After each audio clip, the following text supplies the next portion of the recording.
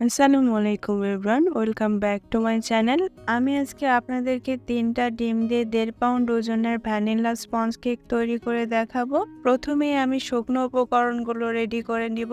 নিয়ে নিলাম 1 কাপ ময়দা, 2 টেবিল চামচ কর্নফ্লাওয়ার, এখন দিয়ে দেব 1 টেবিল চামচ বেকিং পাউডার। আমি সবসময় কস্টার্ড ক্লার্কের বেকিং পাউডারটাই ব্যবহার করি। আর যখন বেকিং পাউডার কিনবেন চেষ্টা করবেন ছোট কৌটোটা কিনতে, কারণ বেকিং পাউডারটা অনেক বেশি পুরনো হয়ে গেলে কেকটা ঠিকঠাক মতো ফুলতে চায় না। এবং সবশেষে দিয়ে দিচ্ছি 1/4 চা চামচের মতো বেকিং সোডা এবং সামান্য একটু লবণ। এখন এই সমস্ত উপকরণগুলোকে মিশিয়ে নিব এবং ঢেকে রেখে দিব এক সাইডে। আমি আগে থেকেই কেকের মোল্ড রেডি করে রেখেছিলাম, সেটা দিয়ে ঢেকে রাখলাম, কারণ আমরা এখানে বেকিং পাউডার এবং বেকিং সোডা ব্যবহার করেছি, তাই সরাসরি যেন এটা দীর্ঘ সময় বাতাসের সংস্পর্শে না আসে, তাই আমরা ঢেকে রাখবো।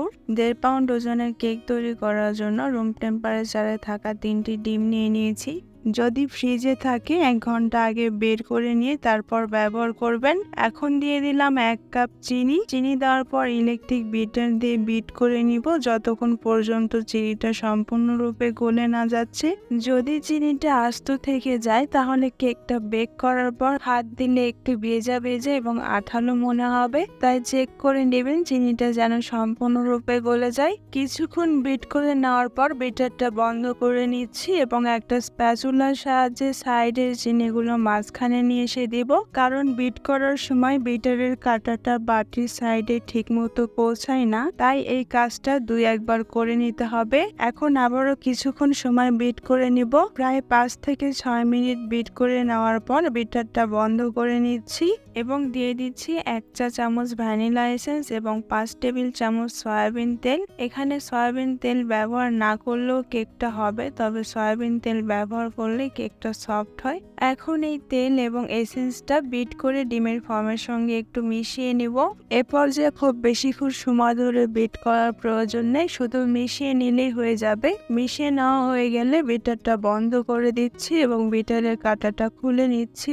এখন একটা চালনির উপর দিয়ে দিচ্ছি রেডি করে রাখা সেই শুকনো উপকরণগুলো আমি একবারে দিব না, 2 ধাপে দিব এবং চেলে নিব। চেলে নেওয়া হয়ে গেলে একটা স্প্যাচুলার সাহায্যে মিশিয়ে নিচ্ছি। মিশানোর সময় তাড়াহুড়ো করা যাবে না, ধৈর্য সহকারে আস্তে আস্তে মিশিয়ে নিতে হবে এবং যে কোনো একদিক থেকে ঘুরিয়ে ঘুরিয়ে মিশাতে হবে। যে কোনো দিক থেকে উল্টাপাল্টা ভাবে মিশালে ডিমের ফর্মটা নষ্ট হয়ে যাওয়ার সম্ভাবনা থাকে। যদি ডিমের ফর্মটা নষ্ট হয়ে যায় তাহলে কেকটা ফুলবে না, অথবা ফুললেও যদি ওভেনে বেক করেন ওভেন থেকে বের করে নেওয়ার পর কেকটা চুপসে যাবে, অথবা যদি চুলায় বেক করেন তাহলে ঢাকনাটা খুলে নেওয়ার পরই কেকটা চুপসে যাবে। তাই এই স্টেপটা খুবই ইম্পর্টেন্ট। আপনার কেকটা কতটুকু পারফেক্ট হচ্ছে সেটা অনেকটাই ডিপেন্ড করে এই স্টেপটার উপরে। আপনাদের সঙ্গে কথা বলতে বলতেই 2 ধাপে আমি শুকনো উপকরণগুলোকে মিশিয়ে নিয়েছি। সবশেষে দিয়ে দিচ্ছি 1/4 চা চামচ ভিনেগার এবং আবারও একটু মিশিয়ে নিব।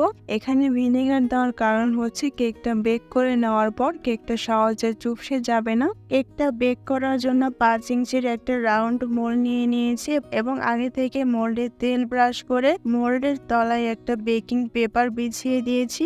এখন সেই সম্পূর্ণ ব্যাটারটা ঢেলে দিচ্ছি। ঢেলে নেওয়া হয়ে গেলে এখন এটাকে আমি জুড়ে জুড়ে কয়েকবার ট্যাপ করে নিব, এতে করে যদি এর ভিতরে এয়ার বাবল থাকে সেগুলো বেরিয়ে যাবে। এখন এই কেকটাকে প্রিহিট ওভেনে দিয়ে 180 ডিগ্রি সেলসিয়াস তাপমাত্রায় 45 থেকে 50 মিনিটের জন্য বেক করে নিব। যাদের ওভেন নেই তারা চুলায় মোটা তলযুক্ত একটা হাঁড়ি বসিয়ে হাঁড়ির মাঝখানে একটা স্ট্যান্ড দিয়ে দিবেন। ঢাকনাটা লাগিয়ে ঢাকনার ছিদ্রটা বন্ধ করে চুলার হিট হাই রেখে গরম করে নেবেন 10 মিনিটের জন্য। 10 মিনিট পর কেকটা স্ট্যান্ডের উপর বসিয়ে দিয়ে ঢাকনাটা লাগিয়ে চুলার হিট মিডিয়াম টু লোতে রেখে কেকটাকে বেক করে নেবেন 40 থেকে 50 মিনিটের জন্য। কেকটা খুব ভালোভাবে বেক হয়েছে কিনা সেটা চেক করার জন্য কেকের মাঝখানে একটা কাঠি ঢুকিয়ে বের করে নেবেন। এটা যদি ক্লিন বের হয় তাহলে বুঝতে হবে কেকটা খুব ভালোভাবে বেক হয়ে গেছে। ওভেন থেকে কেকটাকে বের করে মোল্ড আউট করে নিলাম। কেকটা দেখতেই পাচ্ছেন কতটা সফট হয়েছে এবং স্পঞ্জি হয়েছে। আজকের মতো এখানেই বিদায় নিচ্ছি, দেখা হবে পরের ভিডিওতে। আল্লাহ হাফেজ।